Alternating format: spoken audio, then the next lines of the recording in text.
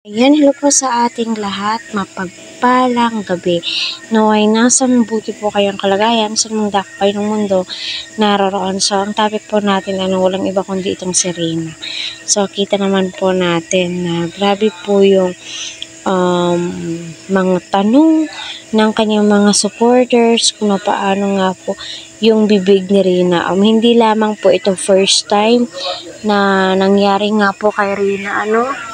Kung naalala nyo, nung nasa poder po siya ng kanyang lolo, at saka nagkasugat-sugat ang kanyang kamay, ang kanyang tenga, nagtubig-tubig, kaya siguro itong si Reyna ay kinakagat niya ang kanyang bibig, kaya nagkakaganyan.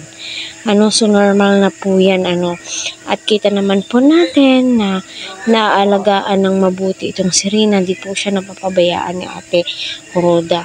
The way na manamit, the way na alagaan ni Ate Roda itong si Reyna ay magre-reflect nga po ito kay Reyna. Kita naman po natin na alagang-alaga po siya kasi madami po akong nababasa na Ate Roda, kumusta na si Reyna, na paano yung bibig. So alam naman po natin na ginagamot po yan ni Ate Roda. Hindi po yan papabayaan itong si Reyna.